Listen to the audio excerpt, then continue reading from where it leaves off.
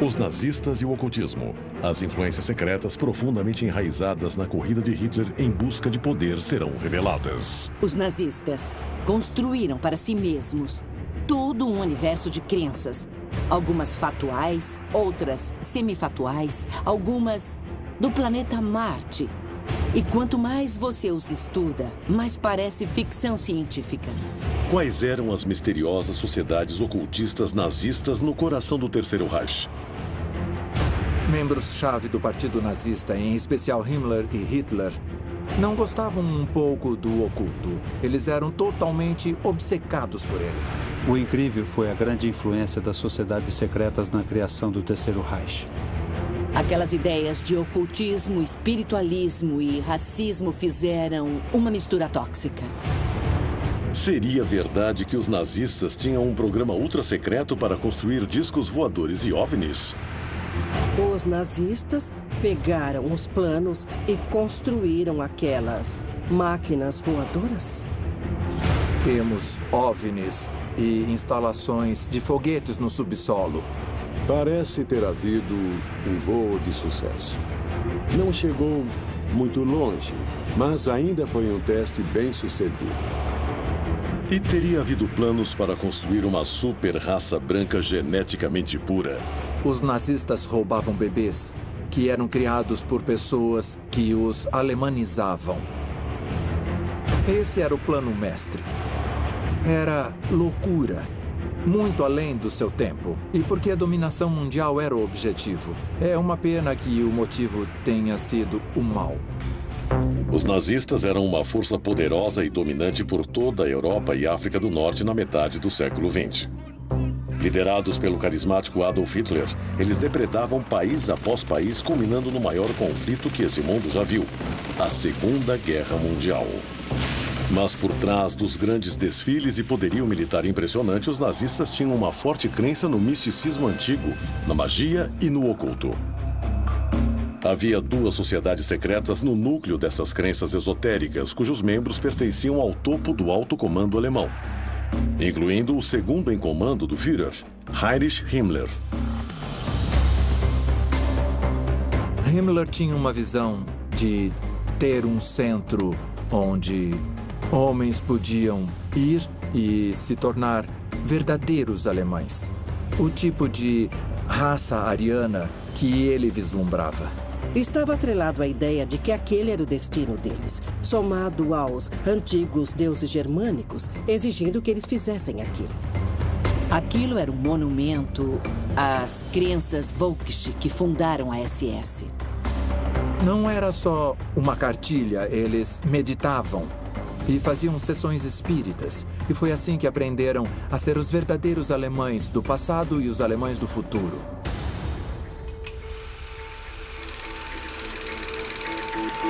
O local do projeto nazista secreto de Himmler era o castelo de Wewelsburg, no nordeste da Alemanha. Ele foi originalmente construído no século X e então incrementado e adaptado ao longo dos séculos antes da SS tomá-lo em 1930 e transformá-lo na fortaleza que existe até hoje.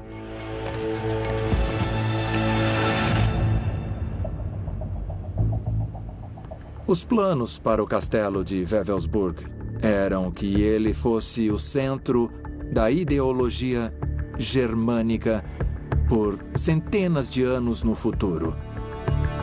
Himmler passou bons anos com a ajuda de trabalhadores escravos, ajustando Wewelsburg à sua visão, adicionando criptas cerimoniais abaixo da Torre Norte no formato de colmeia. Aquilo era simbólico para eles por muitos motivos.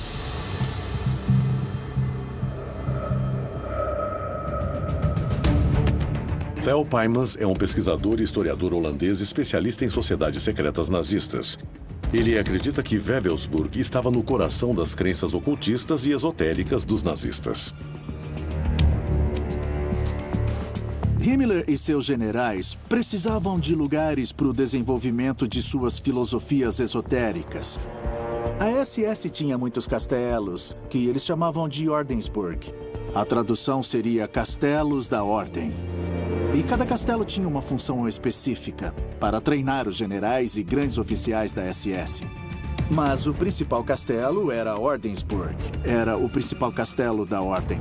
E pouquíssimas pessoas podiam entrar. Os nazistas usavam Wewelsburg como centro de treinamento para membros de elite da SS. Cerca de uma dúzia de oficiais de alta patente passavam tempo nele, imersos em rituais secretos, adoração pagã e idolatria dos sagrados deuses do norte. O castelo de Wewelsburg era o lar da Sociedade Secreta Derradeira. A SS era a Sociedade Secreta Derradeira. O próprio símbolo, muita gente acha que é só um design estiloso para a SS, mas é uma runa. Eles estudavam runas, estudavam aquelas crenças. Era ali que você entrava se fosse do alto escalão do Partido Nazista e estivesse sendo preparado para coisas maiores. Era onde os rituais aconteciam. Eles não criaram aquele lugar, mas sim o modificaram. Tudo sobre Wewelsburg é simbólico e feito para a elite da sociedade alemã. Se a Alemanha nazista tivesse vencido a guerra, Wewelsburg seria provavelmente parte de um enorme complexo do que seria a academia de treinamento derradeira para a SS esotérica de Himmler. Não seria uma academia direcionada aos soldados. Seria uma academia para a elite da SS.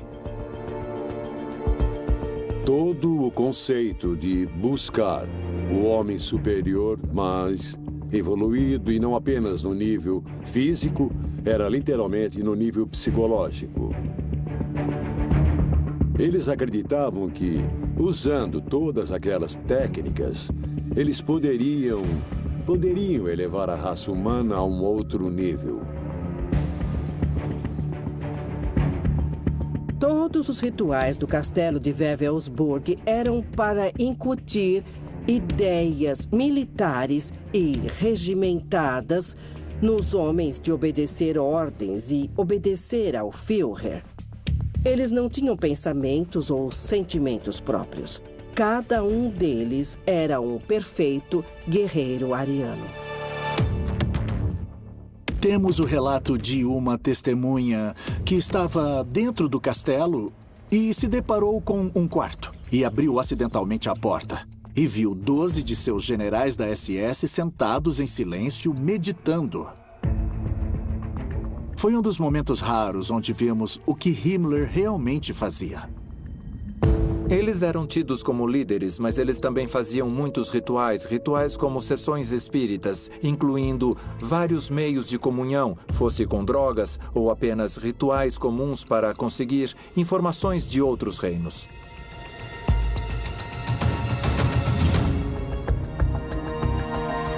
Heinrich Himmler era um ocultista ativo e se interessou muito pelo que acontecia em Wewelsburg. Ele visitava o castelo sempre que podia. Ele passava pelo portão, entrava com seu carro e seus generais. Seu carro parava aqui, Himmler saía do carro. Havia uma orquestra, havia seus generais, havia soldados e havia uma cerimônia. Ele era cumprimentado, então provavelmente entraria por aquela porta, no salão principal, onde há um símbolo secreto importante que está aqui até hoje.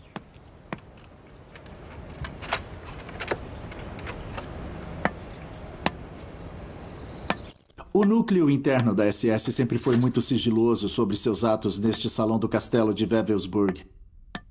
E até hoje, não temos certeza do que eles faziam aqui.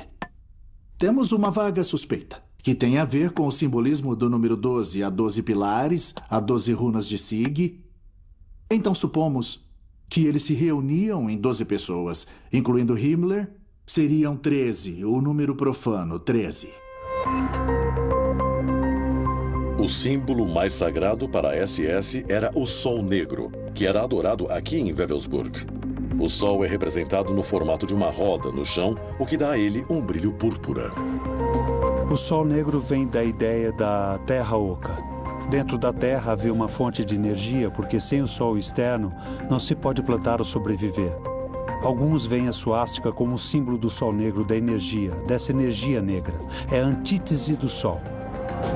Então, a mentalidade do povo alemão no início do século XII, durante a formação dessas sociedades, não é muito diferente do que era em outras partes da Europa. Por 50, 100 anos, houve um crescimento bem lento de interesse no oculto, interesse nas pessoas que falavam com outros planos, e essa informação era bem aceitável. No andar de baixo, sob a câmara principal, há uma cripta idealizada e construída pelas especificações do próprio Himmler. Era aqui, disse, onde as cerimônias mais íntimas e poderosas da sociedade secreta aconteciam. Este espaço é a cripta sob a torre norte de Wewelsburg, e era para ter sido o centro do mundo de Hitler.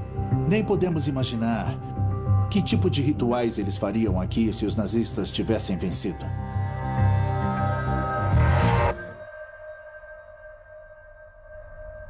Isso foi construído antes e durante a Segunda Guerra. A construção parou em 1943 por conta da derrota dos nazistas em Stalingrado. E não sabemos para que essa cripta foi usada, mas podemos imaginar certas coisas. E uma coisa que as pessoas dizem é que generais importantes da SS eram cremados aqui e as urnas com suas cinzas ficavam perto da parede. Aqui teria sido... bom... teria sido o centro do mundo de Hitler, onde ele mantinha seus generais da SS mais leais, mesmo após a morte. No fim da guerra, Himmler deu instruções para explodir e destruir o castelo de Wewelsburg, porque não queria que os aliados descobrissem seus segredos. Mas a equipe incumbida de tal tarefa tinha muito poucos explosivos e o castelo foi poupado e então saqueado e pilhado pela população local após a Alemanha se render.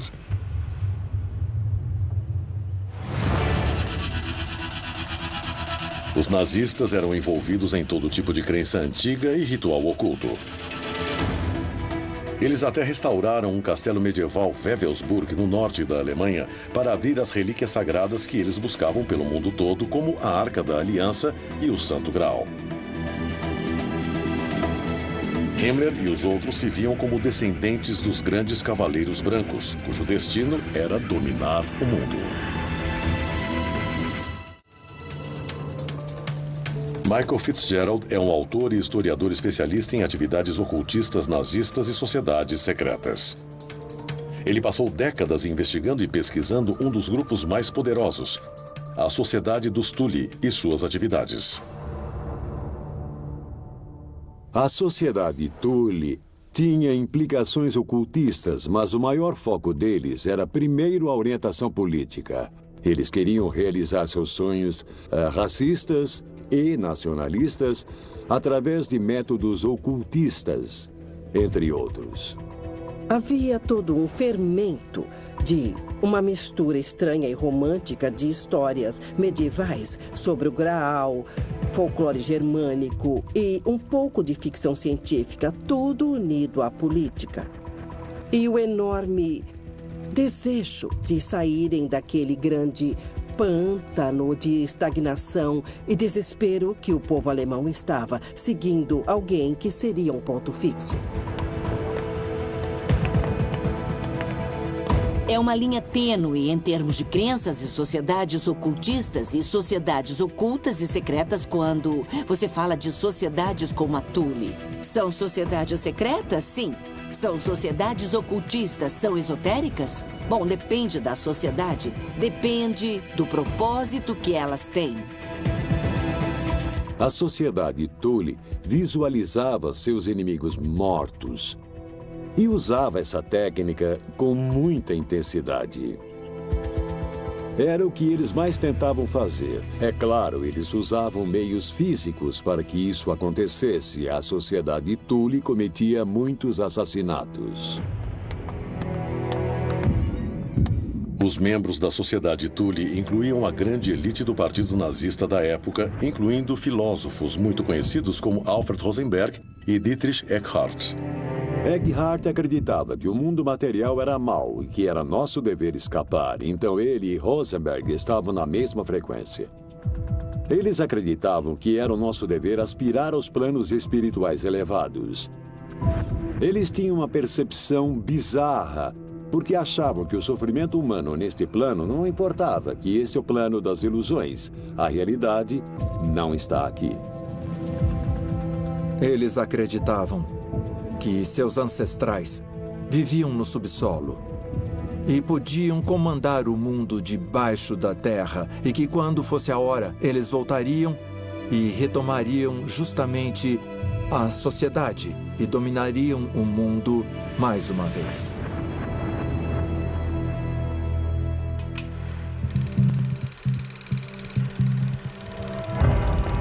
O Hotel das 4 Estações em Munique era um dos principais locais de encontro de outra importante sociedade secreta nazista conhecida como Vril. Como a Sociedade Thule, seus membros eram grandes líderes do partido nazista. Cerca de 12 homens se reuniam em segredo absoluto para executar os rituais e propósitos secretos da sociedade. No final da década de 30, eles haviam feito planos para dominar e governar o mundo. O termo Vril veio de um romance escrito no século XIX pelo escritor Lord Lytton, chamado A Raça Vindoura. Ele falava de moradores do subsolo, que moravam debaixo da terra e tinham um poder chamado Vril. Uma cultura antiga, tecnologicamente avançada, é destruída por um cataclismo e então forçada a deixar a superfície da terra e cria um mundo dentro da terra alimentado por um sol negro. Acreditava-se haver um portal para esse mundo nos polos norte e sul, que era possível entrar nessas cidades subterrâneas. Isso atraiu aqueles caras que acreditavam de verdade que Vril existia e era um poder real que podia ser manifestado e usado para dominar todas as pessoas e até mesmo dominar todo o mundo material. Está tudo lá. Está tudo naqueles livros que eram admirados pelos líderes nazistas. Vril como um poder, uma fonte de vida. Eles compraram aquela história. A ideia de uma força extraordinária que era quase oculta, era misteriosa, mas muito real em seus resultados e atraía o povo alemão e certos tipos de pensadores.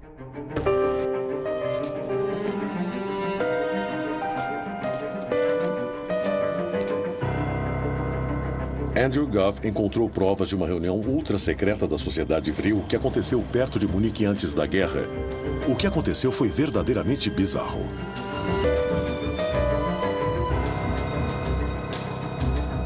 Então imagine a cena. Em uma floresta da Bavária, numa casa de campo.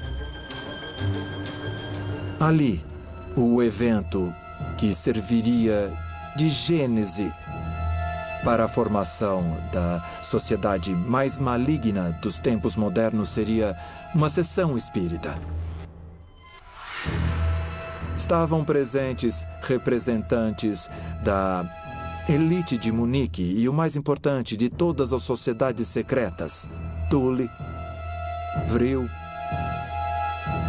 a Irmandade da Pedra Negra e o Sol Negro, que era meio que a elite da sociedade Thule. A atmosfera da noite era tensa.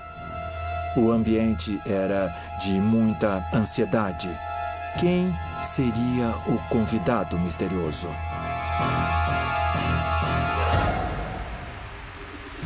Quem era aquela mulher de véu negro?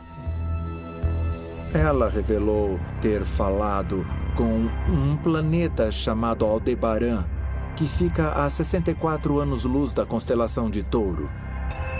E já canalizou informações em 2 idiomas diferentes, um que parecia ser um roteiro templário alemão, mas o outro era sumério antigo. E o que apresentaram para o grupo foi que haviam recebido o projeto de uma nave espacial avançada, que usava energia livre.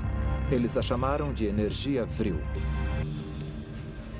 Segundo registros, documentos e imagens reveladas da época, os nazistas levavam essa conexão com os OVNIs muito a sério. E até mesmo, dizem, construíram sua própria nave espacial. De 1933 em diante, eles priorizaram tipos não convencionais de máquinas voadoras.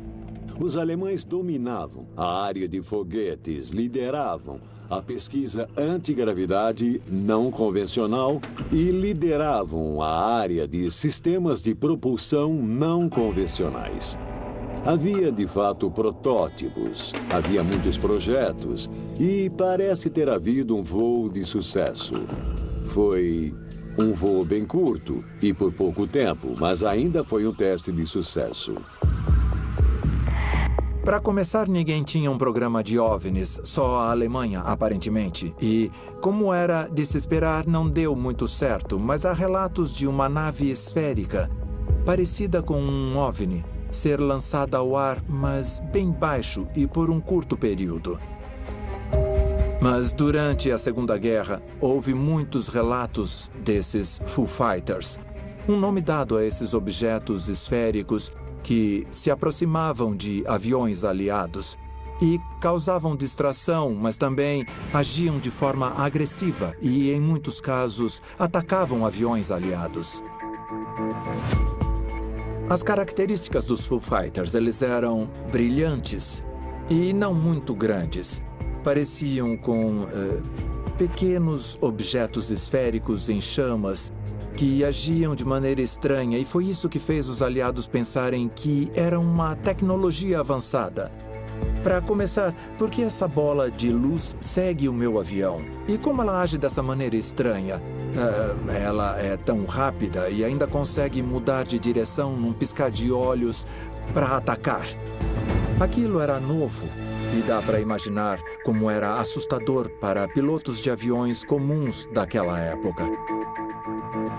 Os nazistas pegaram os planos e construíram aquelas máquinas voadoras? De verdade?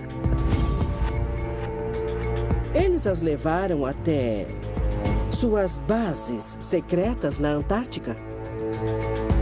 Era tão secreto que muito pouca gente do próprio Terceiro Reich sabia a respeito. Era uma pesquisa confidencial. Apenas alguns engenheiros se envolveram. E os designers desse disco voador depois foram trabalhar na América e no Canadá.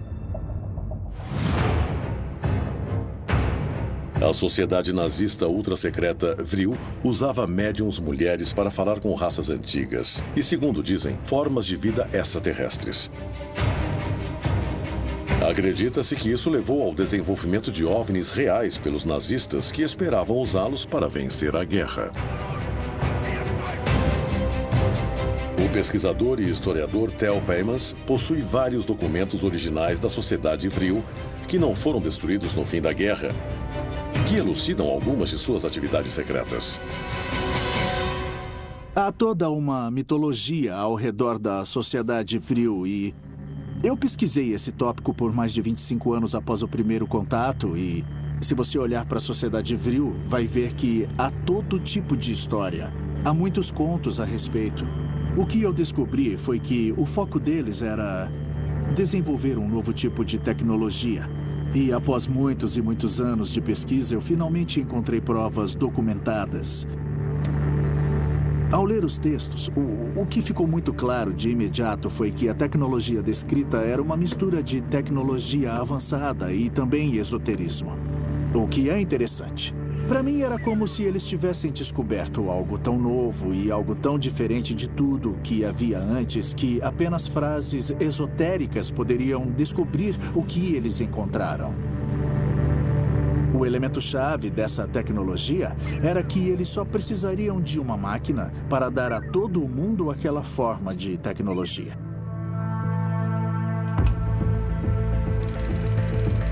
Mas não havia apenas tecnologia e naves espaciais no coração da sociedade VRIL. Disse que havia médiums mulheres que canalizavam mensagens de extraterrestres para os nazistas.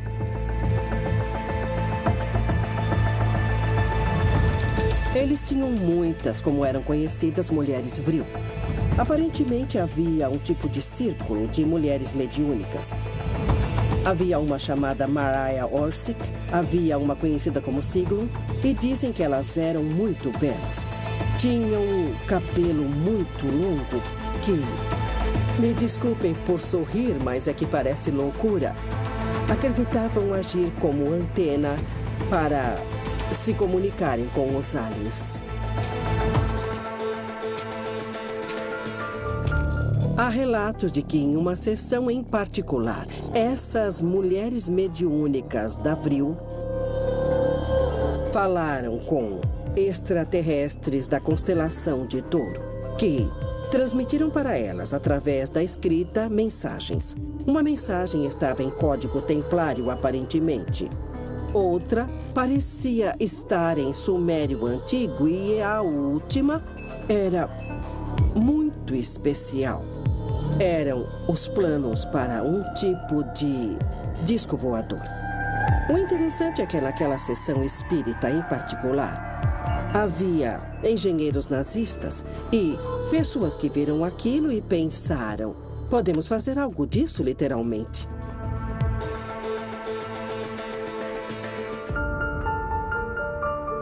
Analisando alguns documentos remanescentes da Sociedade Vril, fica claro que seus membros pretendiam desenvolver um tipo real de disco voador.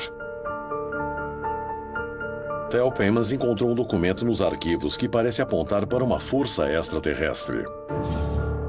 É um panfleto bem obscuro, só se pode encontrá-lo em uma biblioteca, e nele eles descrevem outra forma de tecnologia. E dizem que se você tem interesse, deve se unir a eles. E as pessoas podem se perguntar por que uma organização ou grupo tão secreto como a Sociedade Vril existiu na Alemanha e não em outras partes do mundo. É preciso entender que havia alguns fatores envolvidos. Nas décadas de 20 e 30, a Alemanha estava à frente de novas descobertas.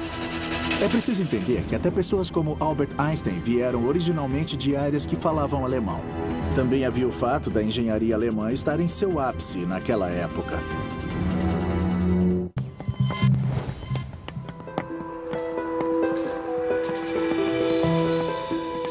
Apesar da maioria da Alemanha nazista ter sido destruída após a guerra, ainda existem alguns lugares importantes.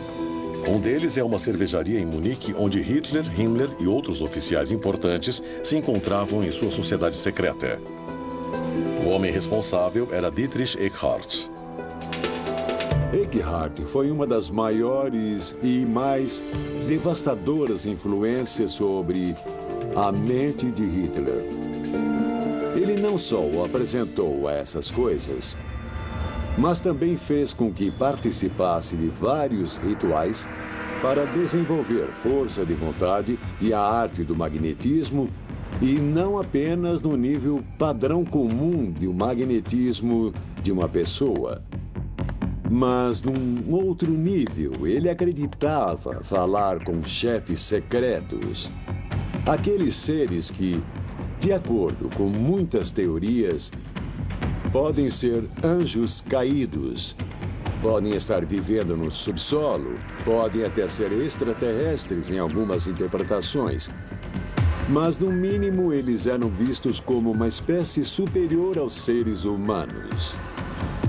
Como resultado dessas técnicas, assim por dizer, por conta do treinamento, ele desenvolveu um grande grau de concentração, muita força de vontade e habilidade de fazer as pessoas mudarem de ideia, mas não usando argumentos racionais. Ele usava um tipo de força, não apenas uma força de personalidade, mas ele acreditava mesmo que era um tipo de força externa que ele controlava.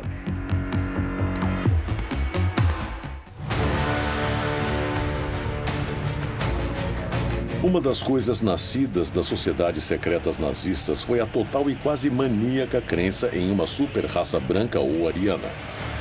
A maioria das pessoas sabe da perseguição dos nazistas aos judeus e outras minorias raciais durante a guerra. Mas poucos sabem que suas origens estão naquelas reuniões esotéricas que aconteceram às escondidas na Alemanha. Aos olhos de Himmler e de Hitler, o alemão puro era alto, loiro, tinha olhos azuis e era racialmente puro. Essa foi a fundação do que se tornou o Holocausto. Era o antigo arquétipo ariano que eles associavam à sua sociedade que existiu há centenas ou milhares de anos e vem da civilização de Atlantis. Era desse jeito que eles se enxergavam. Eles acreditavam que a raça ariana tinha cerca de 10 mil anos, que eles haviam se sujado ao dormirem com raças menores, se unido a elas, misturando seu sangue com o delas, se espalhando pelo mundo, e que eles precisavam se unir novamente e que o melhor lugar para fazer isso, o lugar onde havia mais deles, era a Alemanha. Eles eram ambiciosos e viam que as taxas de fertilidade estavam caindo, a população diminuindo e queriam fazer tudo aquilo. Queriam dominar o mundo. Então criaram um programa, o Programa Lebensborn, que tratava de desenvolver rapidamente uma Alemanha racialmente pura. O programa Lebensborn foi fundado em 1935 e foi um dos projetos mais secretos da Alemanha nazista. O plano era audacioso e simples. Criar uma raça mestra branca de cabelos loiros e olhos azuis que dominaria o mundo.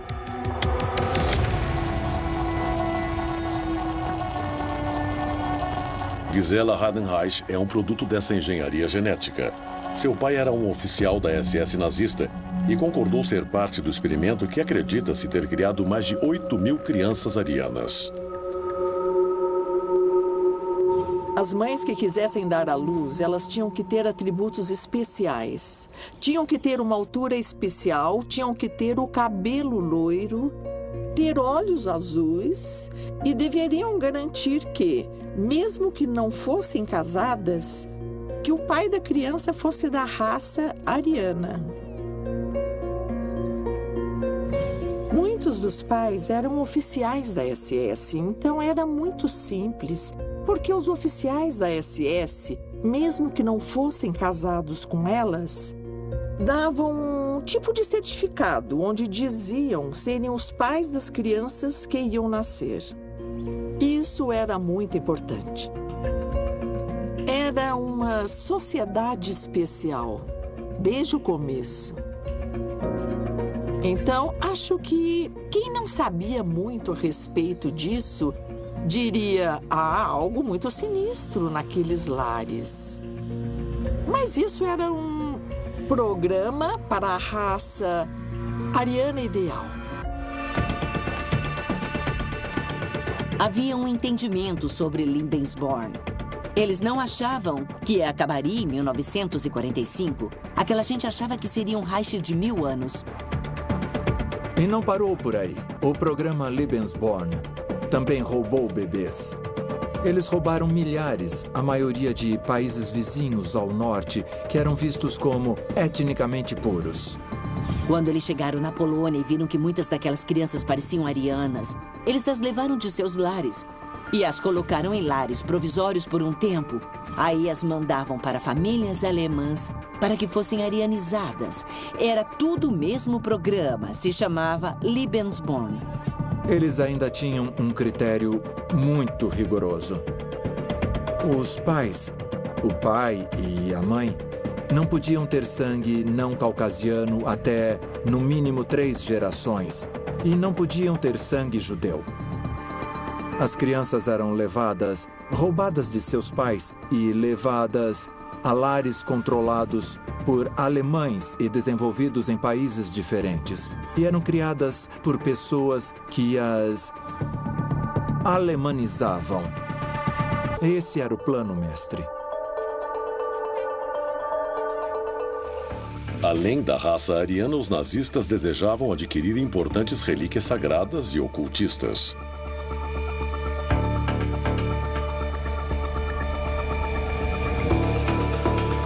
Ross Andrews é um autor e historiador e especialista sobre os planos ocultistas nazistas. Ele diz que Himmler, Hitler e outros grandes generais eram obcecados pelos cavaleiros templários e suas buscas pela Arca da Aliança e pelo Santo Graal. Ele acredita que é possível que os templários tenham enterrado esses tesouros sagrados em uma caverna sob o vilarejo de Royston, em Hertfordshire, antes de levá-los para outros lugares, incluindo a capela de Rosslyn, na Escócia. Himmler era obcecado pelo ocultismo, como muitos oficiais importantes do Partido Nazista, mas ele queria anexar toda a religião na religião alemã que ele estava construindo. Ele queria possuir todas as relíquias que ele conseguisse. Ele já tinha a lança do destino e estava atrás de qualquer coisa que pudesse ter sido dos Templários. Então, se eles tivessem a arca, se tivesse o Santo Graal, ele queria para si. Se olharmos para o castelo dele, ele construiu uma câmara muito parecida com essa. Era uma sala circular, com um piso recuado para as iniciações. Então, é possível que ele também quisesse isso dentro do seu próprio castelo. A caverna de Royston foi redescoberta no século XVII e era tida como um espaço ritualístico para os templários, bem como uma área de armazenamento e talvez como um cofre para as relíquias sagradas trazidas de Jerusalém. Himmler era apaixonado pelos templários. Ele era um gênio do marketing. Ao ponto deles terem fotos dos templários em seus braços, tinham a suástica e o símbolo da SS. Então para Himmler, eles eram os garotos do calendário de sua nova religião. Sabemos que os templários cuidavam do dinheiro, eles inventaram os bancos e eram possivelmente acumuladores de grandes tesouros. Coisas encontradas sob os templos, por exemplo, podem ter vindo até o país e precisavam ficar em algum lugar. Há uma boa chance desta sala aqui, em Royston, ter sido um cofre. Que tivessem coisas aqui antes de irem para a capela de Roslin, na Escócia, ou para outro lugar. Ross tem certeza que Himmler enviou agentes para conferir essa caverna usando contatos locais antes ou durante a Segunda Guerra, mas que encontraram a câmara vazia, como vemos hoje. Himmler gastou uma fortuna. E no ramo da arqueologia, ninguém antes na história gastou tanto dinheiro quanto ele gastou. Ele era obcecado em encontrar a arca, era obcecado em encontrar quantas relíquias sagradas ele pudesse. Eles pagaram o que hoje seriam milhões para mandar um grupo pro Tibete. Eles foram até a África, viajaram o mundo atrás dessas coisas. Ele também conhecia muitas lendas e mistérios contados pelos templários. Então ele acreditava que os templários podiam ter encontrado o Santo Graal. Ele acreditava que eles tinham encontrado a Arca da Aliança. Ele queria ir a um lugar como esse, onde pudesse encontrar mais pistas e talvez encontrar o que precisava. Os nazistas tentavam obcecadamente encontrar as maiores relíquias sagradas da antiguidade, incluindo a Arca da Aliança e o Santo Graal. Eles se viam como cavaleiros arianos cruzados que devolveriam o mundo a uma pureza racial e trariam uma nova era dourada. O próprio Himmler era muito ligado ao ocultismo e queria recriar os cavaleiros teutônicos. Os uniformes combinavam todo o visual, o símbolo rúnico da SS das runas, que eram vistas como uma linguagem mística que podia ser usada para adivinhação e que criava palavras de poder. O que importava era o poder, a ideia das relíquias sagradas como a lança de Longínquos e o Santo Graal. Eles, como qualquer outra relíquia, são itens supostamente poderosos. Então era uma busca por poder, um grande desespero para encontrar uma forma de poder. Os templários eram grandes caçadores de relíquias. Eles encontraram coisas em Jerusalém, foram até a África, Etiópia e talvez tenham encontrado a Arca da Aliança. Talvez tenham encontrado o Santo Graal. Se essas coisas pararam nesse país, há uma boa chance deles terem vindo da costa do sul e ido para o norte, ido em direção à Escócia, por exemplo. Aquele teria sido o lugar perfeito para armazená-las na jornada até o norte. O que também é fascinante sobre essa localização é a similaridade com o castelo em Wewelsburg, onde os nazistas também construíram uma cripta de iniciação para suas cerimônias, mas numa escala muito maior. O que temos aqui, as paredes são muito fascinantes, é claro, mas o que é fascinante mesmo é o chão. Que sei que é um conceito bizarro, mas se você olhar bem, vai ver que os cantos foram retirados. Este é um chão octogonal que é diferente de qualquer edifício religioso normalmente encontrado neste país. Geralmente seria em formato de cruz. Significava que, se você tivesse um altar aqui, não tinha que ficar no leste ou oeste. Talvez seja uma cópia dos templos originais que foram construídos no passado.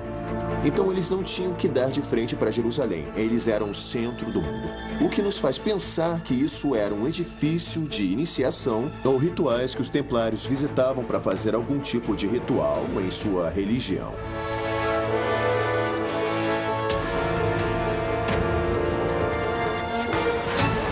Em toda essa pureza há algo muito nacionalista, há uma identidade nacional que eles tentam proteger, um ideal quase medieval alemão dos cavaleiros teutônicos.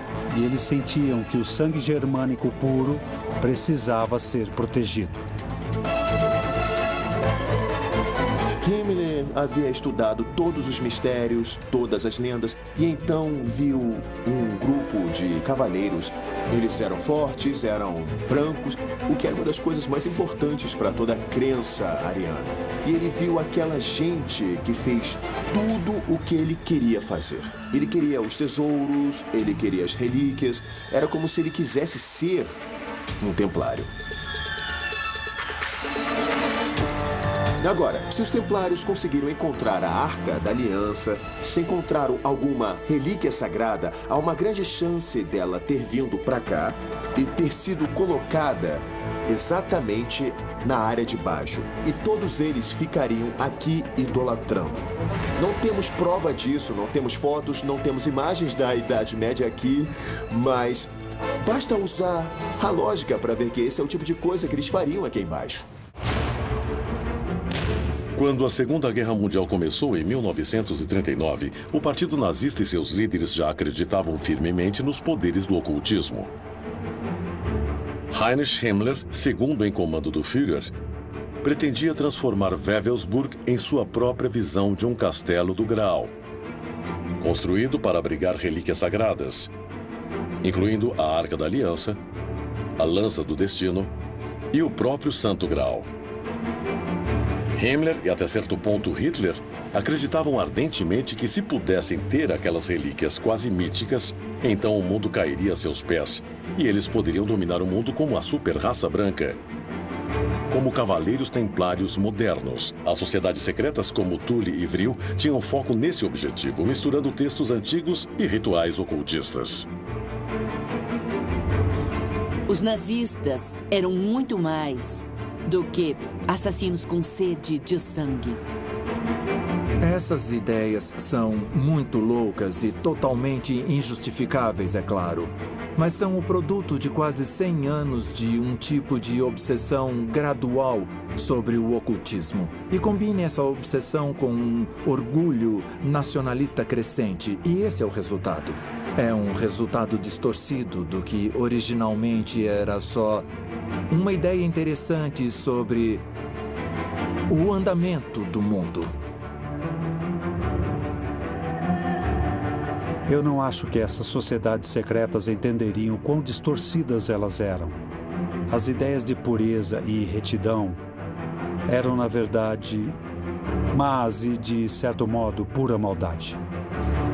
Muitas dessas sociedades existiram com o propósito de provar o que se chamava de ariosofia, o que se tinha como ideal da raça ariana e provar que tudo que a ciência dizia era besteira. Que nós, o povo alemão, nós viemos de Atlantis, existimos há 10, 15 mil anos e podemos provar. E foi assim que o ocultismo, o arianismo, os Thule, como tudo se juntou, tudo seguia a mesma linha de execução. Bom, os nazistas encontraram muitas coisas e roubaram tudo. Então eles têm pinturas, estátuas e relíquias de todo o mundo.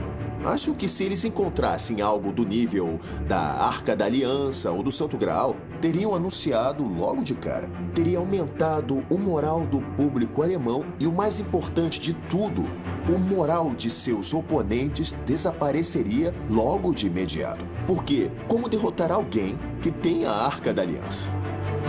Isso é pura ficção científica. Quer dizer, veja só o que temos. Temos OVNIs, temos foguetes saindo de fábricas subterrâneas, temos Stormtroopers. Isso é muita loucura, é muito futurista, porque a dominação mundial era o objetivo. E é uma pena que o motivo tenha sido o mal.